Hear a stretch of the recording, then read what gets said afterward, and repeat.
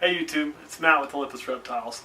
And today, what we decided to show you is really quick, a few of our holdbacks for 2016, so you can kind of see where the future of Olympus Reptiles is going with some of our projects. And so without further ado, let's get to it. I think we'll start this year with the first holdback that was born. And she's a little cranky. She's a little fire plug. Come here.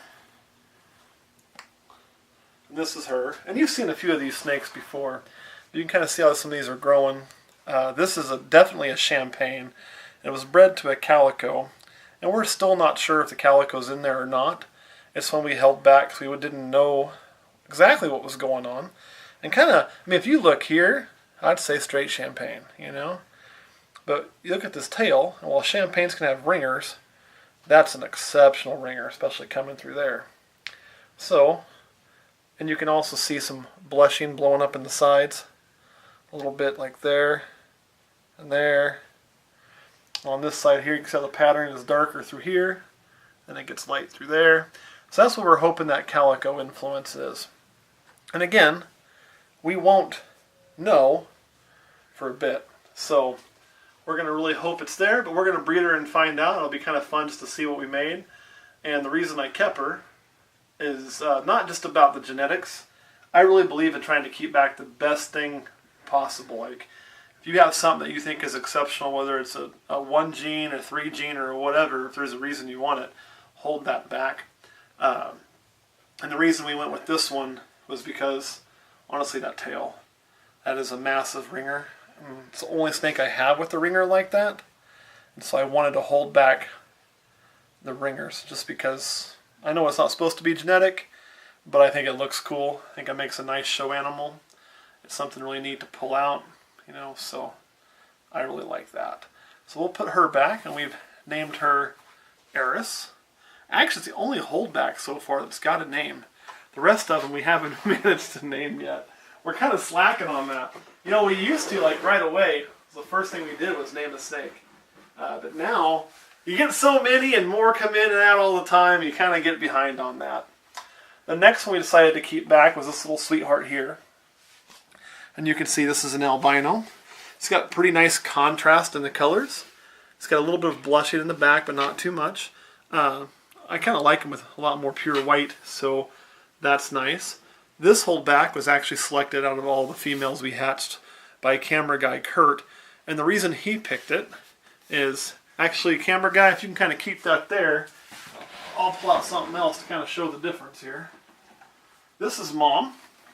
Mom's looking a little drab right now. I think she's going to a shed cycle. But this is Mom. And you can see on Mom that these are all solid.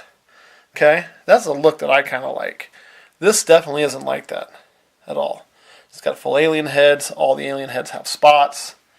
You know, and it looks more like the father, which is over here.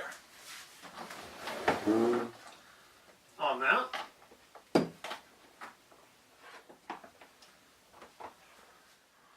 Which you can see, it takes after Dad with the spotting and the alien heads. But it seems to be cleaner, a little bit less of the blushing. So, and the reason why Kurt decided to keep this one, and after I heard him say it, I begrudgingly agreed, is because, even though I like him a little more clean on the sides, it's different than what we have. And this snake here isn't ours. This is one that's on a breeding loan. We're back. Camera guy Kurt's battery died, so you know, notice a weird cut there. That would be why, but it did give me a chance to put this really cool shot where you can see the difference in the baby and the adult. What I was about to say for the battery crapped out on us was Dad is on a breeder loan, so he's not really our snake. So by keeping this one, we brought an albino with a different pattern. So depending on what we want to put into our snakes, like maybe we want to mix black pastel, we kind of want the pattern already to have some patterning in there. You know, we can pick this albino female to work with over the other one. So Kurt's thinking was spot on with that choice.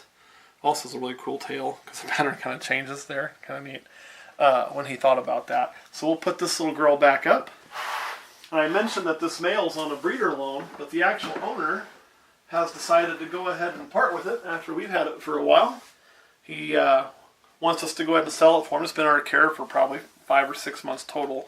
and because we like to breed them and get them back up to size and back eating again before we do anything else. But it is available, so if you need an albino male, get a hold of us. This guy's for sale. We're asking right now $200 total for this dude. We need to ship it to you. That'll be on you too, but we can certainly do that. So put him back in his cage. We have one more holdback I want to show you. This is the youngest of the 3 holdbacks. It also doesn't have a name yet. It's also the smallest of the 3 holdbacks right now.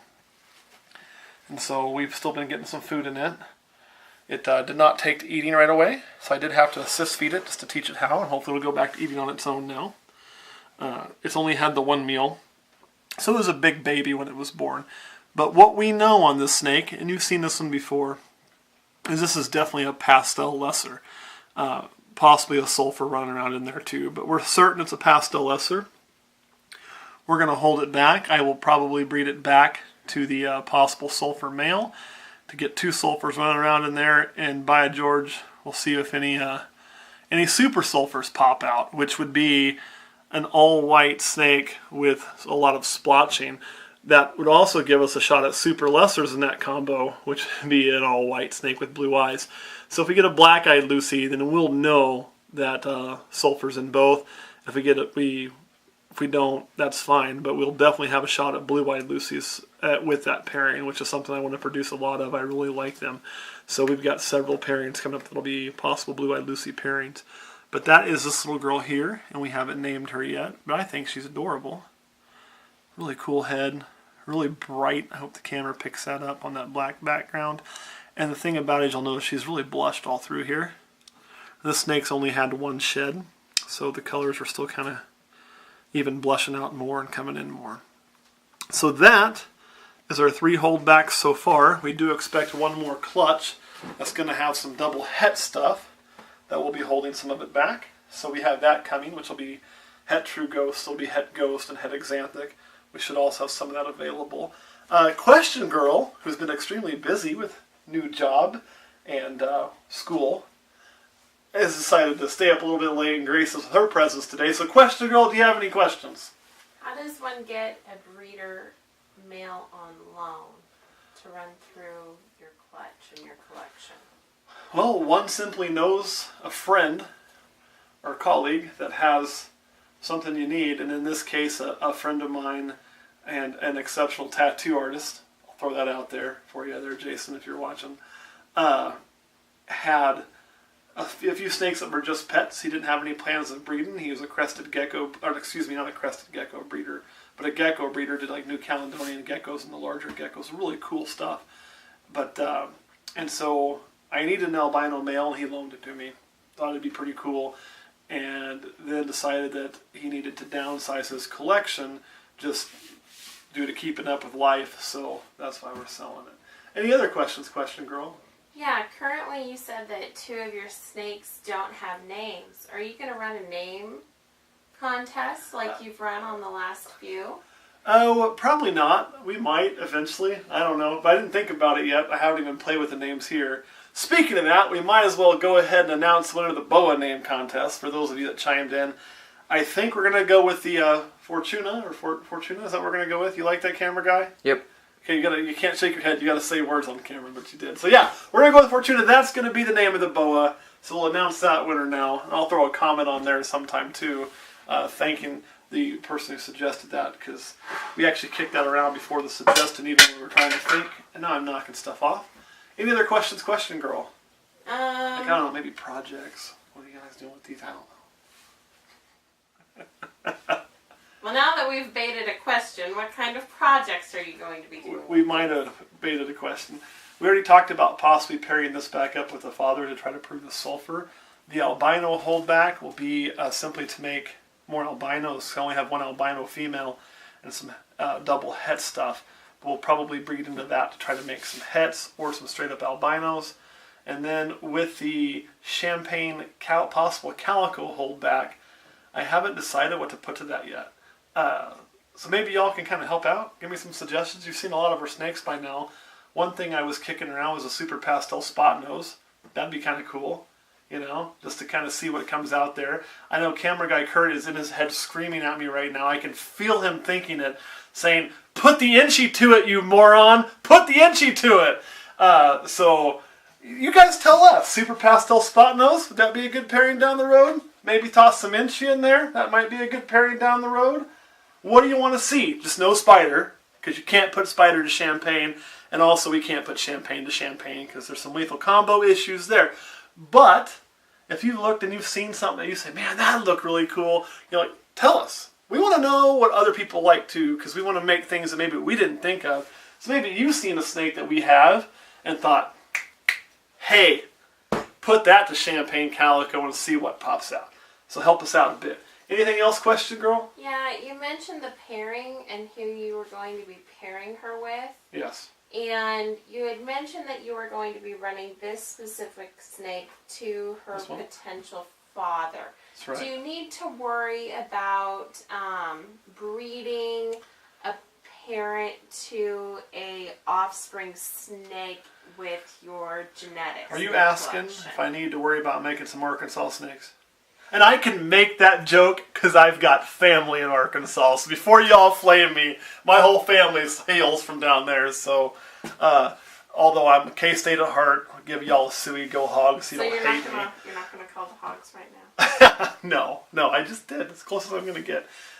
No, you don't. If you continually breed, without bringing in some new blood, eventually you can do that.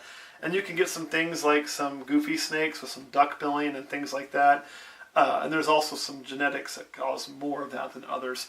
But that would be more of an instance where you're breeding and then you take and you breed sib to sib, which would be sibling to sibling. Then you take the offspring from that and breed sib to sib.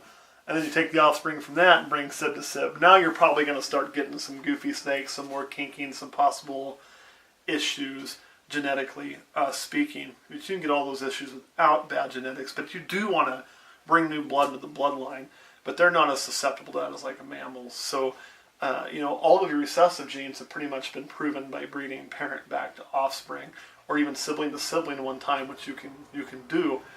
You just want to eventually bring in some new blood to keep the diversity going and to keep the genes nice, healthy, and a stable collection.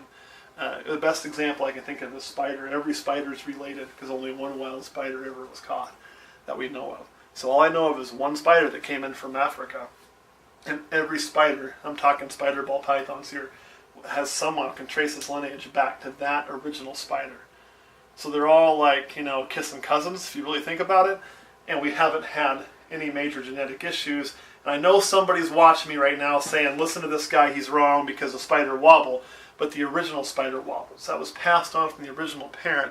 That wasn't something that came up because of, breeding cousins to cousins on down the road. So, yes, you got to watch it, but you can breed parent to offspring, and they do that in the wild too for several generations without any worries. Any more questions? Can I go to bed? No! Yes, go to bed. Go to bed. We all miss question, girl. Camera guy Kurt, you got any questions? Nope, no question. All right, well, I'm going to put this girl back on the heat, and we'll tell you a good night for now.